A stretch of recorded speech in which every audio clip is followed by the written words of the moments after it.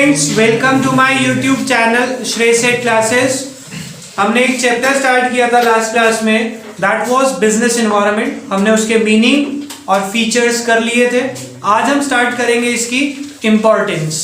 Topic है importance of business environment. ध्यान से समझेंगे, टॉपिक अच्छा टॉपिक है, प्रोवाइडेड समझ आना चाहिए, वरना इस टॉपिक की हेडिंग ही नहीं याद होगी। सबसे पहले बिजनेस एनवायरनमेंट अगर हमने अच्छे से समझ लिया, मैंने आपको बताया था बिजनेस एनवायरनमेंट का मतलब होता है बिजनेस की सराउंडिंग, जो बिजनेस को इफेक्ट करती है, उसकी परफॉर्मेंस को इफेक्ट करती है। उसकी सराउंडिंग में 5 तरह के एनवायरनमेंट आते हैं: political, legal, social, technological and economic environment, जो बिजनेस के कंट्रोल से तो बाहर होते हैं पर बिजनेस की परफॉर्मेंस को इफेक्ट करते हैं। समझ आ गई बात? इससे अगर हमने बिजनेस एनवायरनमेंट अच्छे से समझ लिया, लाइक मेरे को पता लगा कि चेंजेस आने वाले हैं बिजनेस एनवायरनमेंट में, और अगर मैंने वो चेंजेस को बहुत जल्दी से समझ लिया कि ये प्रॉब्लम आने वाली है, तो अगर मैं जल्दी से समझ लेता हूं, उससे मुझे फायदा क्या होगा?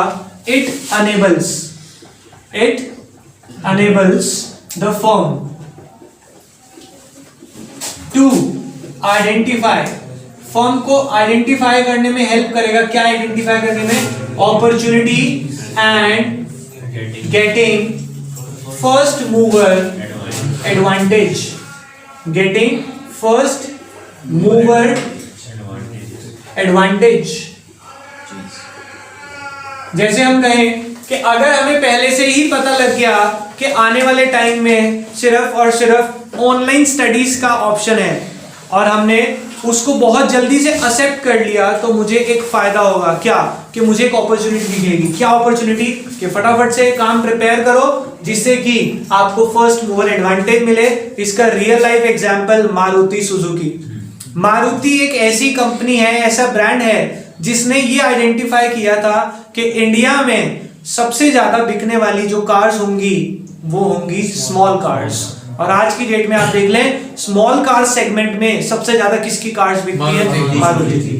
तो यही है identify opportunity and getting the first mover advantage. पढ़ते हैं क्या लिखा है। Opportunity refers to external changes that will help the firm to improve its performance. यानी बाहर के वो चेंजेस जो हमें हेल्प करें to improve its performance. Early identification of opportunity, अगर आप अपॉर्चुनिटी को टाइम से आइडेंटिफाई कर लेंगे, it will help the enterprise to be the first to move. यानी कि पहले मूव करके आपको फायदा उठाने का मौका मिलेगा। फॉर एग्जाम्पल, मारुति उद्योग, a leader in small car market because it was the first to recognize the need for small cars. समझ आ गई बात? Yes. Number 2, दूसरा फायदा, it enables the firm to identify threats.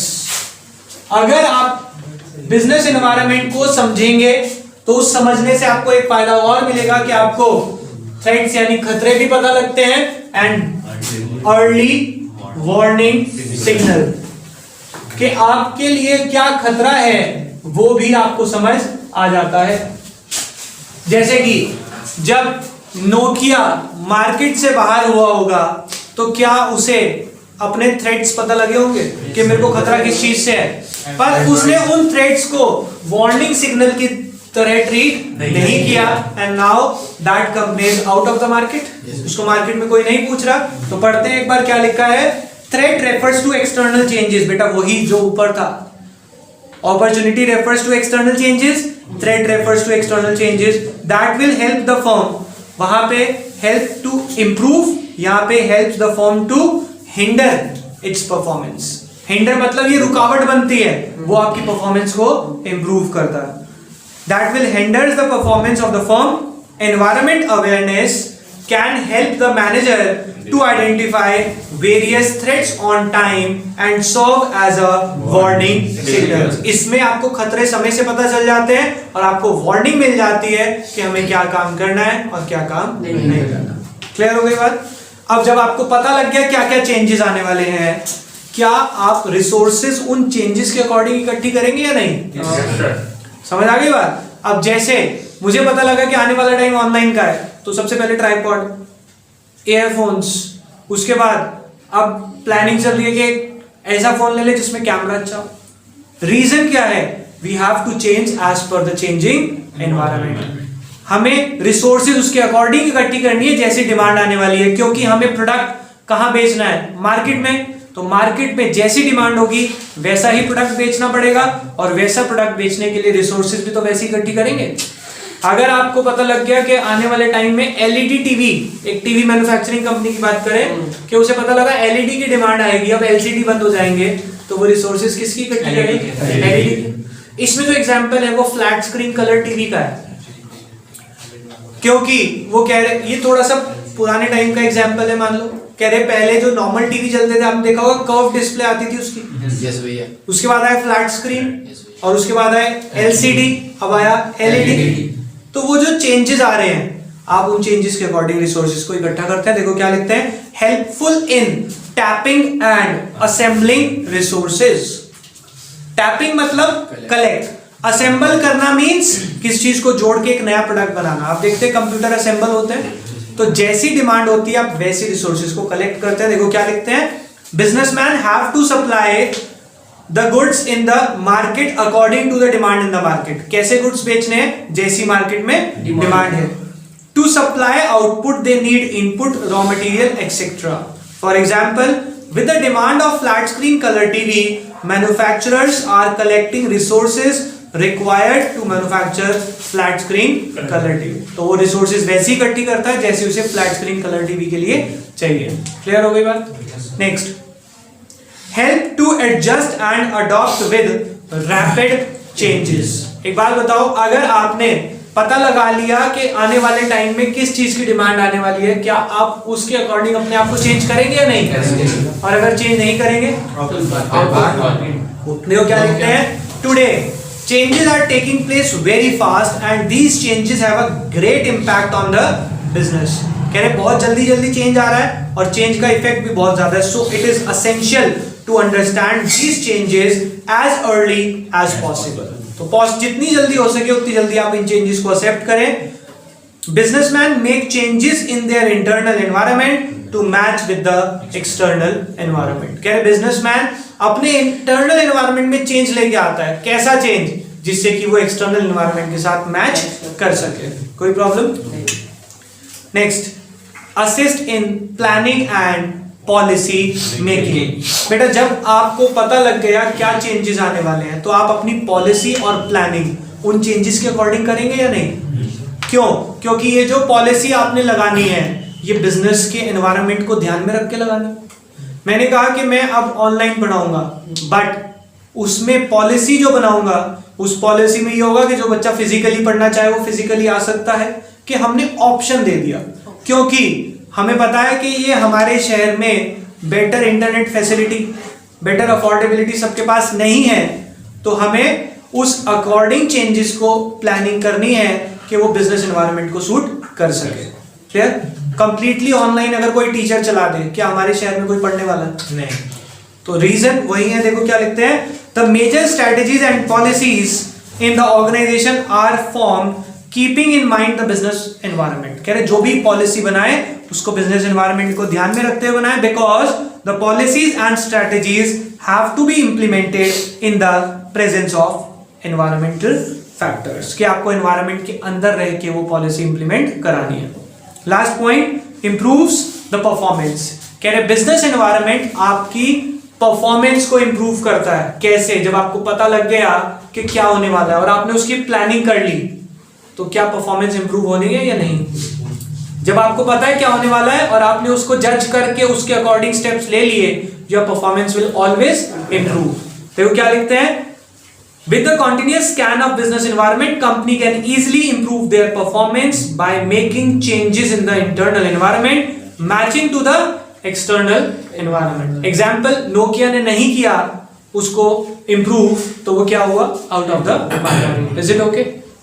तो हमारे 6 फायदे हैं, 2 ये रहे, याद करते हैं। इधर देखिए बेटा, it enables the firm to identify, common है, opportunity and getting the first mover advantage, मौका मिला फायदा हो गया, या फिर threats and early warning signal, याद हो जाएंगे। It enables the firm to identify opportunity and getting first mover advantage. Enables the firm to identify threats and early warning signals. Next, helpful in tapping and assembling resources. दूसरा भी हम help से ही करेंगे, help to adjust and adopt rapid changes, कि आप changes को बहुत जल्दी अडॉप्ट करें. फिर assist in planning and policy making. बेटा अडेप्ट भी चल जाएगा. Assist in planning and policy making और इंप्रूवमेंट इन परफॉर्मेंस. बेटा इसे याद कर ले, आप टाइम पास जो कर रहे हैं आप ही को याद नहीं होता. ये हमारे 6 फायदे हैं. It enables the firm to identify opportunity and get advantage, threats and early warning signals, helpful in tapping and assembling resources, help to adjust and adapt with rapid changes, or last, assist in planning and policy making और improvement in performance. अब ध्यान से सुनेंगे सब बच्चे. अगला जो topic है that is the dimensions and components of business environment.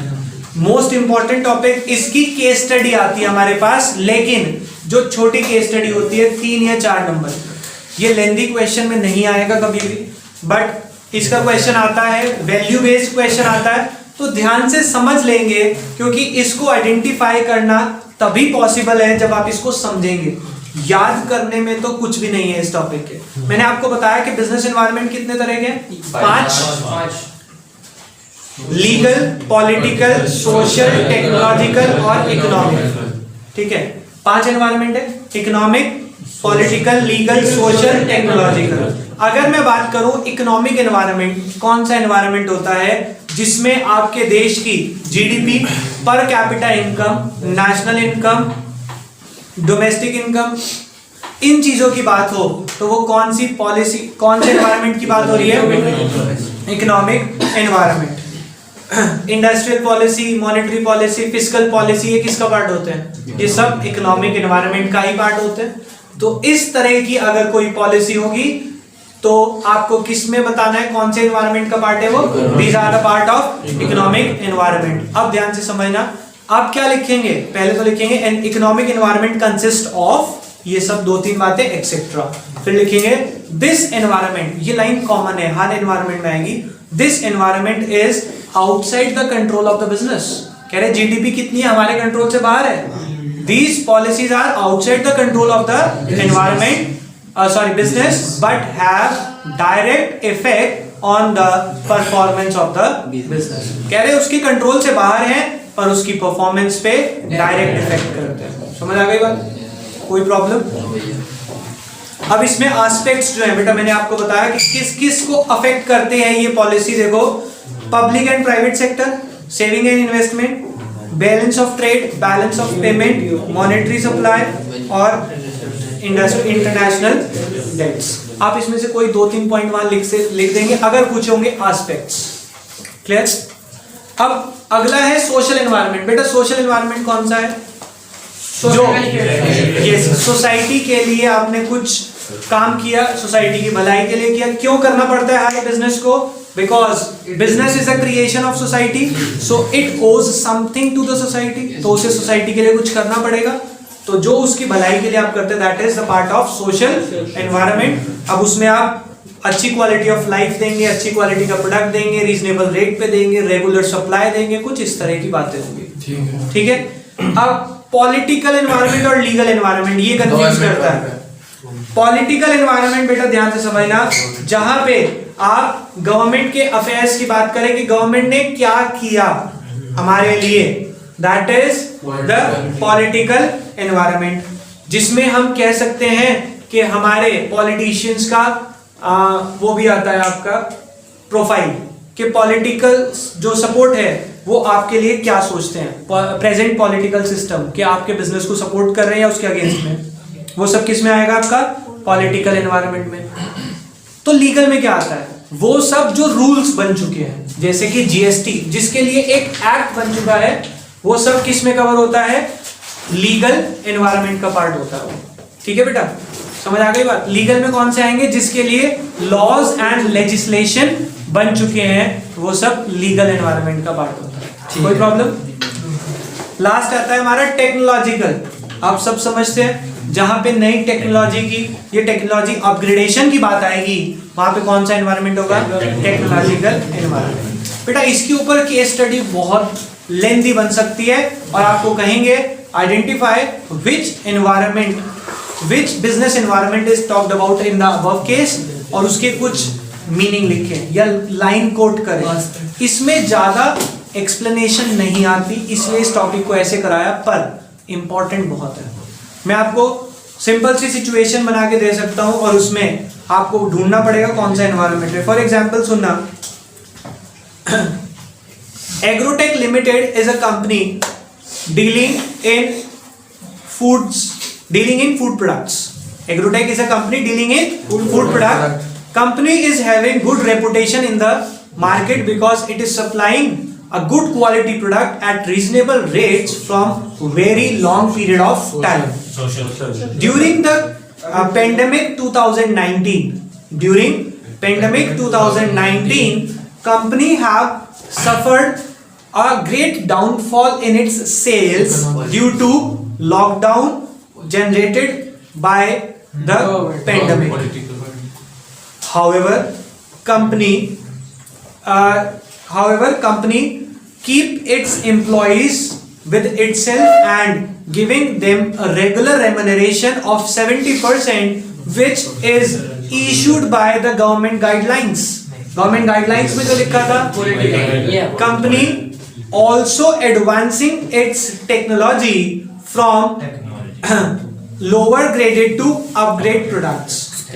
तो आप सोचो कहानी कितनी अच्छी बन सकती है इसमें, और आपके सारे एनवायरनमेंट आ जाएंगे। आपको ढूंढ के बताना पड़ेगा, इसीलिए बोल रहा हूं इंपॉर्टेंट है ये एनवायरनमेंट। इसके ऊपर कोई भी क्वेश्चन हो, उसमें एनवायरनमेंट जरूर मिलेगा आपको, क्योंकि कोई भी बिजनेस, आपको अभी बताया ना, कोई भी बिजनेस बिना एनवायरनमेंट के तो चलता ही नहीं है। हर बिजनेस की सराउंडिंग होगी, अब उस सराउंडिंग में जो भी चीजें आप लिख दो वो एनवायरनमेंट का तो पार्ट होंगी।